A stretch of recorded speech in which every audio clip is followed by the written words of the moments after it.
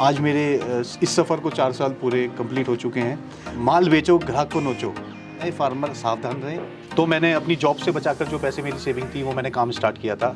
4 साल के बाद आज के टाइम में मेरे पास अपनी जगह है। मैंने ये परचेज़ कर लिया है फार्म, और पीछे 3-4 बीघा ज़मीन और है।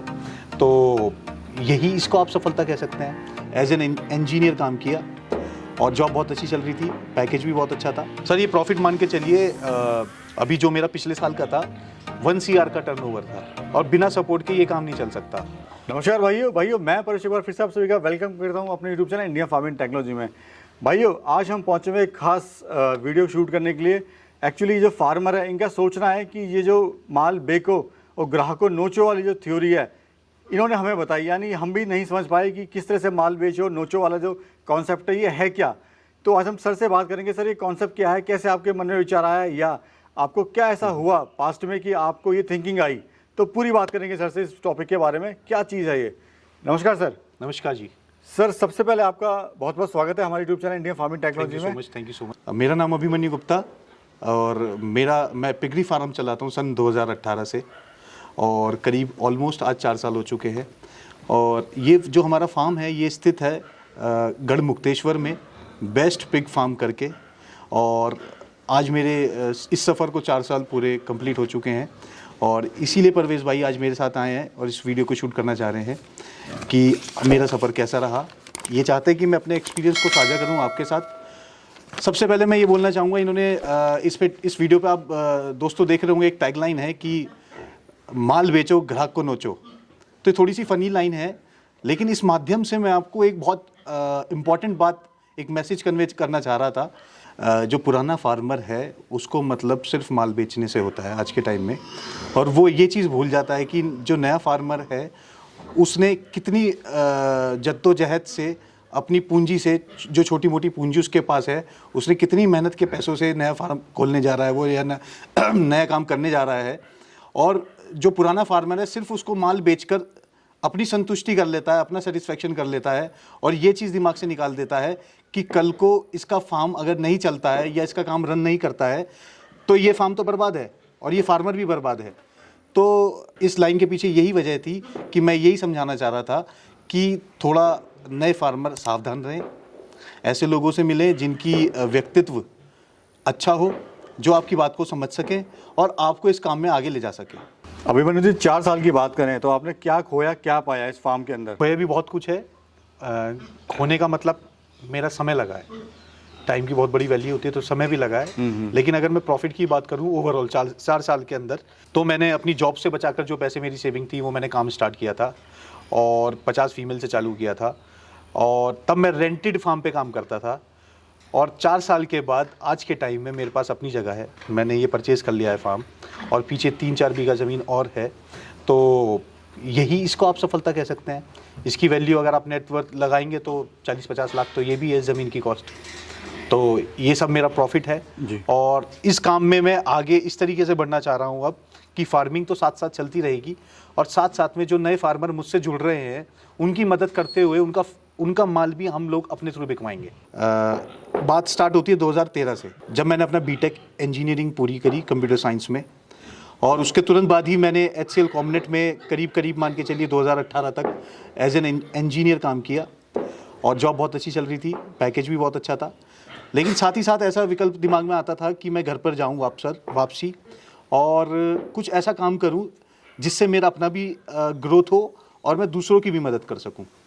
क्योंकि पैसा इतना जोड़ लिया था कि मैं कोई ऐसा काम, जो कुछ भी काम कर सकता था जिससे कि मैं इन्वेस्टमेंट अपनी सेल्फ लगा सकूं, क्योंकि ऑलरेडी मैं कमा रहा था। तो फिर मेरे दिमाग में बहुत रिसर्च करने के बाद, 2 साल रिसर्च करने के बाद ये काम नज़र आया, पिगरी फार्मिंग, जिसमें फिर मैंने ये फार्म स्टार्ट किया अपना। पहले मेरा फार्म प्रतापपुर मेरठ में स्थित था। दूसरा सर, एक बड़ा इंपॉर्टेंट क्वेश्चन है। फार्म के 2 पार्ट होते हैं, एक पहला पार्ट फार्म खोलने से, एक दूसरा पार्ट फार्म के बाद। उसको आप कितना ज़रूरी मानते हैं सर? देखिए, जब मैंने अपनी जर्नी स्टार्ट करी थी तो मेरे साथ भी ऐसे हादसे हुए, और मैं हादसे नहीं कहूँगा, मैं ये कहूँगा कि मेरे साथ बहुत अच्छा हुआ। मेरे से ज़्यादा इस पिगरी लाइन में किसी ने नुकसान नहीं किया होगा, और कहते हैं ना, जो गिरता है वही उठता है। तो मेरे साथ भी वही कहानी रही। जितने नुकसान हुए उनसे मैंने बहुत कुछ सीखा है, और नुकसान के तौर पर मैं बताना चाहूँगा कि जब हम इस काम के अंदर सबसे पहले आदमी सोचता है कि मैं ट्रेनिंग ले लूँ, किसी फार्मर के पास जाऊँ जो 5 साल 4 साल 10 साल का एक्सपीरियंस है, वो ट्रेनिंग सेंटर चला रहा है, उसके पास ट्रेनिंग लेकर आऊँ। और वो इस उम्मीद के साथ जाता है कि वो कल को आपकी मदद भी करेगा, और जब तक आप इस काम में सफल नहीं होते हैं, कुछ अच्छा खासा मुनाफा कमाना स्टार्ट नहीं कर देते हैं, तब तक वो आपकी मदद करता रहेगा। लेकिन हकीकत ये है कि पुराने फार्मर को सिर्फ अपने माल बेचने से मतलब होता है। जैसे माल बिका तुरंत कॉल उठानी बंद, और जो नया फार्मर है वो कॉल मिलाता रह जाता है, परेशानियों का सामना करता है और अंत में आकर अपना फार्म बंद कर देता है। कुल मिला के अगर बात करी जाए, आपको नुकसान भी हुआ है, प्रॉफिट भी हुआ है, आपने अच्छे दिन भी देखे हैं, आपने बुरे दिन भी देखे हैं, कैसा काम है सर ये? सर काम देखिए, मैं तो ये कहूँगा कि काम यही काम नहीं, कोई भी काम होगा वो केवल एक एंगल और एक ही नज़रिए से नहीं चलता है। अगर मैं यहाँ पे पिगरी फार्मिंग कर रहा हूँ तो इसका मतलब ये नहीं है मैं खाली फार्मिंग कर रहा हूँ, उसके साथ साथ में मेरे साइड बिजनेस भी हैं, साइड बिजनेस वो भी पिगरी में। जैसे मैं आपको बताना चाहूँगा, हम कंसल्टेशन भी करते हैं, हम लोग फार्मिंग के साथ साथ किसी नए फार्मर को कंस्ट्रक्शन का काम कराना तो उसमें भी उसकी मदद की जाती है, और साथ ही साथ में हम लोग ट्रेडिंग भी करते हैं। ट्रेनिंग नहीं, ट्रेडिंग करते हैं। हाँ, मतलब एक जगह से माल खरीदा दूसरी जगह माल बेच दिया, किसी ने हमारे थ्रू फार्म खोला है और उसका माल रेडी है तो हम उस माल को बिकवाने की कोशिश करते हैं, और इस तरीके की ट्रेडिंग भी करते हैं। तो जिसकी वजह से मेरा ये मानना है कि काम खाली फार्मिंग से नहीं हो सकता है, 3-4 विकल्प इसी काम के अंदर लेके चलने पड़ेंगे। सर एक रिक्वेस्ट है मेरी, आपने यहाँ पे खुद का फार्म बनाया है, हम चाहते हैं हमारे दर्शक देखें एक फार्म आपका, एक छोटा सा टूर सर हो जाए आपके फार्म का। बिल्कुल बिल्कुल। किस तरह से आपने बनाया, शॉर्ट में बात करेंगे, ज़्यादा लंबा नहीं खींचेंगे। चलिए बिल्कुल, चलिए मैं आपको दिखाना चाहूँगा, आइए। कितने कैबिन है सर यहाँ पर? सर ये मान के चलिए इस साइड तो है करीब 6-7, हाँ। जो हमारे छोटे पिगलेट्स और फैटनर के लिए हैं, और इस साइड ये हमारे सारे डिलीवरी सेक्शंस हैं। ओके, तो क्या एरिया क्या है सर ये मान के चलिए सर 1 बीघा कवर्ड एरिया, और पीछे 3 बीघा ज़मीन खाली है, जो अभी हम काम जैसे जैसे बढ़ता रहेगा आगे बढ़ाते रहेंगे काम को। आप देखिए ये हमारे पास नस्ल है इस तरीके की जो हाइब्रिड्स हैं, और जैसे ये ड्यूरोक F1 हो गया, वो लार्ज वाइट हो गई, और ये भी लार्ज वाइट हो गई। आगे आइए मैं आपको और भी और देखो रैम सर जो आपने बनाया है, जो रैम जो है थोड़ा वो टेपर में बनाया है। हाँ जी, वो इसलिए है कि सर निकासी पानी की बहुत अच्छी रहे। ये करीब 5.5 फुट की गैलरी है, और साइड में करीब 6-6, 7-7 इंच की नालियाँ हैं, जिससे पानी आसानी से निकल जाता है, सफाई वगैरह अपना इजीली। ये देखिए इस तरीके के जानवर है हमारे पास, इनकी लेंथ देखिए आप, और इनकी क्वालिटी देखिए और शाइनिंग देखिए। आइए मैं आपको एक बोर दिखाता हूँ जो हमने हाइब्रिड अभी तैयार किया है। ये देखिए हमारे पास ये बोर है, और ये हाइब्रिड टेस्ट ट्यूब बेबी है। आप इसकी मसल्स देखिए और इसकी ग्रोथ देखिए। टेस्ट ट्यूब बेबी का मतलब क्या हुआ सर इसमें? सर टेस्ट ट्यूब बेबी का मतलब ये जो इसके फादर थे उनका सीमेन हमने चाइना से इंपोर्ट किया था, और फिर यहाँ पर जो ड्यूरोक की फीमेल थी उसमें इंसर्ट कराया था, और जिसके बाद ये बेबी पैदा हुआ था। इसका मतलब ये टेस्ट ट्यूब बेबी है, और ये आर्टिफिशियली पैदा किया गया है। ओके। इसको इसलिए ऐसा किया गया है क्योंकि जो इसके अंदर जेनेटिक्स हैं, जो हेरिडिटी है वो बहुत अच्छी है, यानी कि इससे जो आने वाले बच्चे होंगे वो उनकी ग्रोथ भी बहुत अच्छी होगी, उनका वजन वो जल्दी गेन करेंगे कम फीड खाकर। सर पानी वगैरह की क्या व्यवस्था है सर? सर पानी के लिए सबमर्सिबल लगा रखा हमने, और ये साथ में सोलर पैनल है। यहाँ पे इलेक्ट्रिसिटी नहीं है तो इसलिए हमने सोलर लगा लिया है, जिसकी वजह से हमारे फार्म पे आराम से इलेक्ट्रिसिटी वाली कमियां पूरी होती हैं। छप्पर वगैरह डाली हो आपने गर्मी से? हाँ जी सर, ये गर्मी से बचाने के लिए जानवर को डालना बहुत ज़रूरी है, क्योंकि टेम्परेचर इस समय बहुत ज़्यादा है, और टेम्परेचर को कम करने के लिए ये घास फूस लगानी पड़ती है। सर दूसरा ट्रेनिंग का कितना महत्व है सर इसमें? क्या ट्रेनिंग लेनी चाहिए, नहीं लेनी चाहिए, लेनी चाहिए तो कहाँ से लें, सरकारी से लें, प्राइवेट से लें? सर देखिए मैं ट्रेनिंग को ना ज़ीरो बोलता हूँ बिल्कुल। अब आप इस बात से बिल्कुल आश्चर्य होंगे कि ज़ीरो क्या मतलब, इस बात का क्या मतलब है। ज़ीरो का मतलब ये है ट्रेनिंग करना बिल्कुल बेवकूफ़ी है।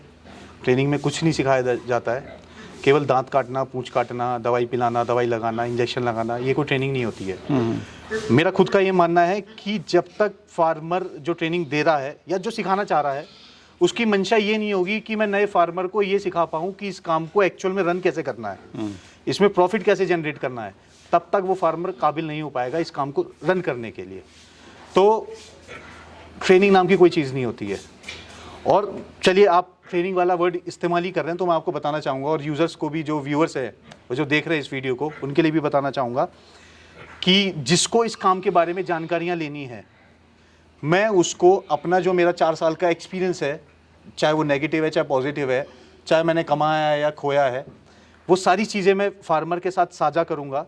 वो कितने भी दिन चाहे 2 दिन, 3 दिन, 4 दिन, 5 दिन, 1 हफ्ता, 10 दिन, कितने भी दिन चाहे मेरे फार्म पे रह सकता है और सारी चीज़ें प्रैक्टिकली वो सीख सकता है कि हम लोग किस तरीके से अपनी प्रैक्टिस करते हैं, जानवर को कैसे ट्रीट करते हैं, कैसे दवाइयाँ देते हैं, क्या फीड खिलाते हैं, क्या फॉर्मुलेशन देते हैं, वो सारी चीज़ें प्रैक्टिकली तौर पर हमसे देखेगा और सीखेगा। नहीं, सपोर्ट के लिए आप तैयार हैं? हाँ जी, मैं बिल्कुल तैयार हूँ। और लेकिन मैं आपको इस चीज़ के लिए ये भी बताना चाहूँगा कि इसके पीछे जब वो यहाँ पे रहेगा, खाएगा पिएगा, अपना खर्चा दे और रहे जी। हम लोग कोई ऐसी ट्रेनिंग का कोई शुल्क नहीं लेते हैं, लेकिन उसको प्रैक्टिकली जितनी नॉलेज हो सकेगी वो अपने आप देखेगा और सीखेगा। प्रॉफिट कितना सर आपको हो जाता है? सर ये प्रॉफिट मान के चलिए, अभी जो मेरा पिछले साल का था 1 CR का टर्नओवर था, तो करीब मोटा मोटा अगर हम लगा के चले पूरे खर्चे निकालने के बाद 30 लाख to 40 लाख। बहुत बढ़िया। सर जब आपने फार्म स्टार्ट किया तो उस टाइम मन में क्या चल रहा था आपके? कैसे काम कर पाएंगे, सफल हो पाएंगे, नहीं हो पाएंगे, कहीं फार्म फेल ना हो जाए, कहीं नुकसान ना हो जाए? मैं इसलिए पूछ रहा हूँ ताकि जो हमारे फार्मर भाई स्टार्ट करना चाहते हैं उनके मन में भी ये सवाल रहता है। कुछ भाई हिम्मत करके खोल लेते हैं, कुछ भाई हिम्मत नहीं कर पाते हैं, वो नहीं खोल पाते हैं। तो आपका क्या एक्सपीरियंस रहा? देखिए, बस मैं एक ही चीज़ बताना चाहूँगा कि आप मान के चलिए फार्म जो नया फार्मर है वो फेल ही होगा। आप इस बात को दिमाग में रख लीजिए। अब जो देख रहे हैं वो ये सोच रहे होंगे क्यों फेल होगा। वो इसलिए फेल होगा कि पुराना फार्मर उसकी सपोर्ट नहीं करेगा, और बिना सपोर्ट के ये काम नहीं चल सकता। 4 दिन में कोई आदमी ये नहीं सीख सकता कि इस काम को एक्चुअल में कैसे रन करना है, क्योंकि जब तक परेशानियाँ इस काम में नहीं फेस करेगा फार्मर, तब तक उसे ये नहीं पता चलेगा कि उसमें एक्चुअल कॉस्ट कितनी आती है। और वो तभी पता चलेगी जब आपके साथ कोई पुराना फार्मर आपके साथ रेगुलरली जुड़ा रहे, आपको ब्रीडिंग स्टॉक में भी मदद करे, कहीं आपको परचेज करना है, और आपके साथ इस चीज़ में भी सपोर्ट रहे कि क्या फीड खिलानी है, आपके फार्म पे कभी कभी विजिट भी करे, आपको फ़ोन पे भी रिस्पॉन्स दे। कहने का मतलब ये है कि आपके साथ 24 आवर्स जुड़ा रहे। जब आपने फार्म स्टार्ट किया था आपको चुनौतियाँ क्या क्या आई थी सर? समस्याएं आपको क्या क्या आई थी इसमें? सर समस्याएं तो सबसे बड़ी ज़्यादा यही थी कि हम नौसिखिया थे, हमें कुछ पता नहीं था, क्योंकि हमारी किसी ने मदद नहीं करी सर, और मदद भी करी तो गलत नॉलेज हमारे साथ शेयर करी, तो उसकी वजह से बहुत बड़े नुकसान करे हैं। और मेरे को इस चीज़ को बताने में कोई मेरे को शर्म नहीं है, क्योंकि नुकसान मैंने करा है, अपने पैसों का करा, अपने जेब का करा है। लेकिन मैं आज इस चीज़ को सोचता हूँ कि अगर मैं वो नुकसान ना करा होता तो मैं इतनी आगे इस काम में नहीं बढ़ पाता। बहुत बढ़िया सर। आप 4 साल से सफलतापूर्वक चला रहे हैं, लेकिन कुछ फार्मर साल 1.5 साल ही चला पाते हैं। उनके फार्म क्यों बंद हो जाते हैं और आप क्यों उसको सक्सेसफुली आज चला रहे हैं? क्या रीज़न है सर दोनों में अगर बात करी जाए तो? सबसे पहला रीज़न तो ये है कि जो फार्मर है वो उसके मैनेजमेंट में ये कमी रहती है कि वो इस काम को ये सोचता है कि मैं दिन में 1 घंटा 2 घंटा निकाल कर इस काम को कर लूँ। तो मेरा ये मानना है थोड़ा समय ज़्यादा दें, 1 घंटा 2 घंटे से काम नहीं होगा। ख़ास तौर पर फीड के टाइम पे नए फार्मर को होना बहुत ज़रूरी है जानवरों के साथ, और अपनी लेबर को इस तरह से ट्रेंड करें कि वो आपके साथ बिल्कुल भाईचारे वाला कॉन्टैक्ट रहे, क्योंकि लेबर के ऊपर ये सारा फार्म निर्भर करता है। क्योंकि आप 24 घंटे फार्म पे नहीं रहते हैं, लेबर ही रहती है फार्म पर, तो वो चाहे तो आपको कमा के देगी और चाहे तो आपका नुकसान करके देगी। तो ये कुछ ऐसे मुख्य पॉइंट्स हैं जिनको एक फार्मर को अपने दिमाग में रखने चाहिए। और जो फेल होने का चांस है, जो फेल होने के कारण है, वो ये भी हो सकता है सर, फार्मर सोचता है कि शुरुआत में तो वो सोचता है कि मेरे को 7 महीने तक इंतज़ार करना है बस प्रॉफिट आने के लिए, लेकिन कहने में और करने में बहुत फ़र्क होता है सर।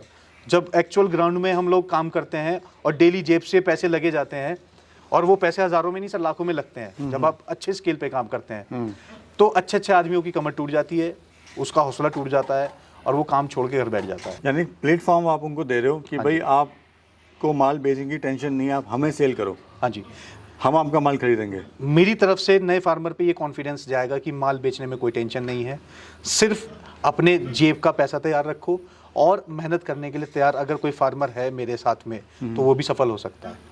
मार्केटिंग की अगर बात करें, मार्केटिंग में कोई समस्या है सर इसमें? सेल करने में, मार्केटिंग और सेल्स की कोई टेंशन नहीं है, सिर्फ इसके अंदर महाभारत है कि जानवर को छोटे से बड़ा करना है। उस पर टाइम लगता है, आपकी मेहनत लगती है, आपके पैसे लगते हैं। क्या आप तैयार हैं पैसे लगाने को? क्या आप इतनी बुद्धि रखते हैं कि आप उस जानवर को छोटे से बड़ा कर लेंगे? और क्या आपके पास इतना दिमाग है कि आपको नॉलेज है इस चीज़ की कि क्या हम उसको खिला रहे हैं वो काम कर रही है या नहीं? धन्यवाद सर, आपने बड़ी महत्वपूर्ण जानकारी दी। थैंक यू बहुत बहुत धन्यवाद सर आपका। बहुत बहुत शुक्रिया। धन्यवाद।